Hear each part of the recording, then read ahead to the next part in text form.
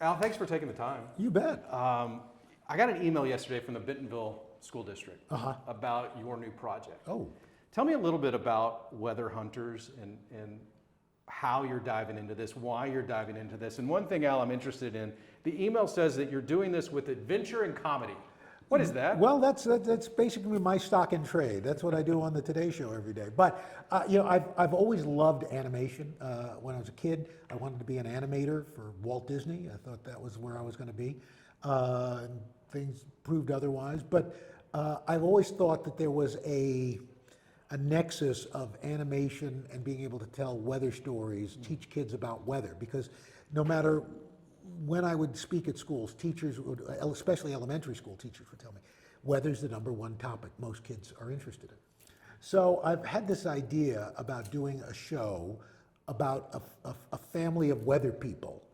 And it was gestating in the back of my mind. In fact, my 2 youngest kids are the same age, were the same age of the Benny, who's 5, and Lily, who's 8. My kids were that age when I started developing that. Nick, my son, is now 23, and Leela is going to be 27. So it's been a while in the making. But being able to team up with PBS, it kind of really jump-started it, because they are not only, one of the premier providers of quality, educational, entertaining children's programming in the world, but they also make sure it's programming that is age appropriate, that is something that is safe for kids, that they can feel seen in. And so that's what this show is. It takes a look at a complex topic of weather and doesn't dumb it down, but makes it understandable for not just kids, but for their older siblings, for their caregivers, for their parents. Everybody can watch this together and come away with a, oh, gee, I didn't know that. And to me, that's the beauty of weather. There's so much of our natural sciences. I want kids to look at weather, things that happen every day, and marvel in the majesty and the magic of it.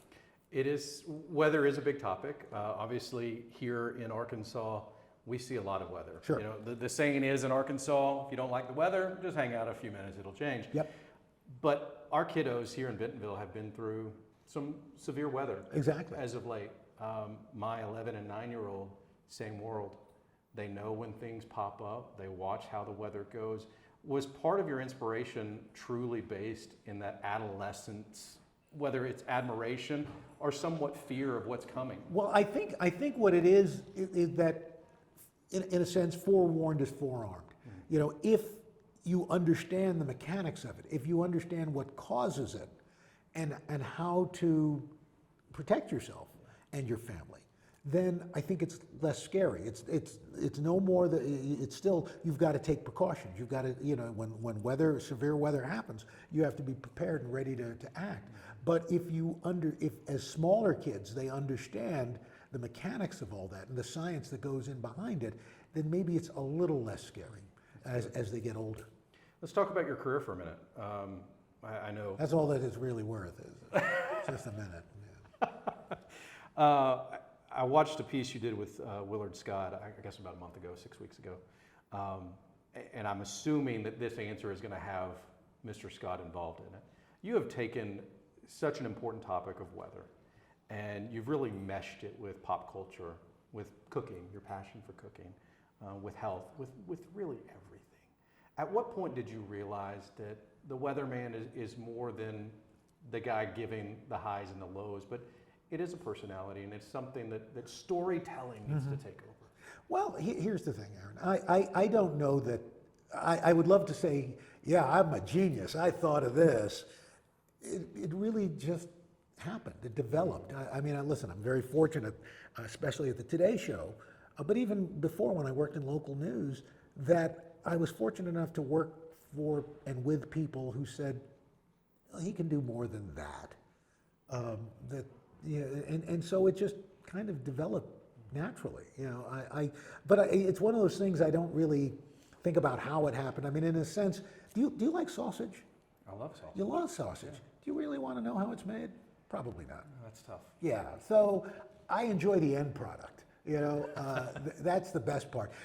Listen, I've been very blessed. You mentioned Willard. Willard was the guy who told me, he took me under his wing when I worked at the Fox station in Washington. He was at the NBC station. And he said, listen, you got to be yourself. Because I was trying to be Willard, and he said, you got to be yourself. Everybody else is taken, so just be you. Because that's, at the end of the day, no matter what happens, you will always have that. And so, my inclination is more toward the comedic, but listen, I'm married to one of the preeminent journalists in the country, Deborah Roberts on ABC News, and she taught me that listen, you can do that as long as it doesn't get in the way of the story. Your job is to tell people what the weather is, and so. Yeah, on any given day, when it's an average day, sure, you can have a good time. But when the weather turns serious, you've got to really buckle down, because, listen, especially as we've seen with climate change, weather can affect people's lives and their livelihoods. So that's, at the end of the day, that is the most important thing. Let's talk about Bentonville for a minute. You said this is your first time here. Bentonville Yes. Film Festival is Yep. a part of this. It's a fantastic event. 11 years that we've had this here in our amazing little town. What do you expect over the next few days that you're going to be here? And how much of this town are you going to be able to really soak in? Because I would suggest you got to eat here, you got to go to the coffee shops, you got to go to Crystal Bridges, just check out the art scene. Well, fortunately, I'm going to be at Crystal Bridges tonight and tomorrow.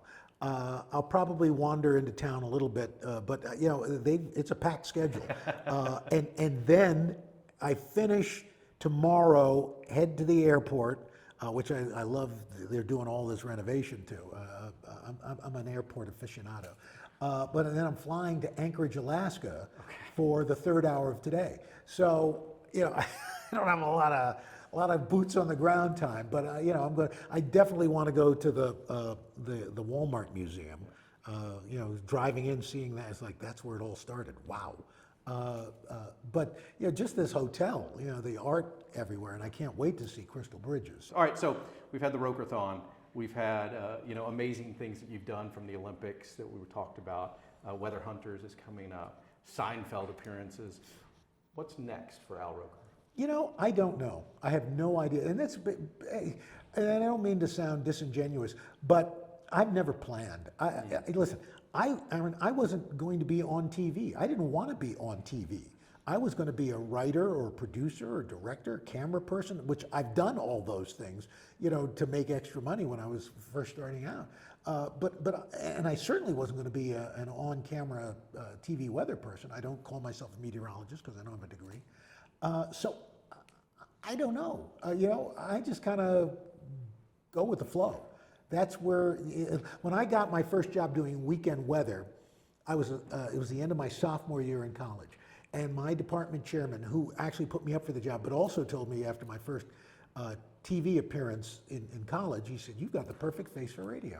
I was just going to get that job, and I was going to then dump the TV weather thing and find my real job. And it didn't work out that way. But that's okay too.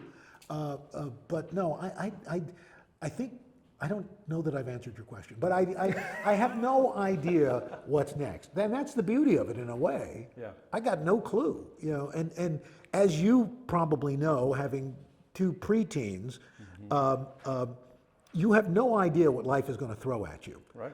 Children teach you that. It is barely contained chaos, and any given day, Sure. the whole thing can collapse. So I really have no idea. I mean, I know what I'm doing tomorrow, and I know I've got some vacation planned, but after that, who knows? We'll find out. Yeah, we'll find out together. All right, before you go, I got to give you something. Our paths have crossed in Rio at the Olympic Games. Oh. I've got a pin for you. Oh my! Pin trading at the Olympic Games is a big thing. I This did not bring a says pin too. #WPS. Do you know what that means? I don't know. Woo Pig Sooie. The University of Arkansas's chant is Woo Pig Sooie. Woo Pig Sooie. So find something good that you can trade for. Okay. Or you can always send me one of those beautiful Today Show pins. I'll They're send you a absolutely pin. fantastic. I will. But hang on to that. Woo Pig Sooie. There you go, Woo Pig Sooie. That almost sounds like a dish at a Chinese restaurant. I hope, I'm glad you didn't say barbecue, because that means No. the pork is being barbecued. Well, that would be okay too. That's the other thing. Here's the thing, and I've seen it, I haven't seen it here yet, but I'm sure there's an example of it.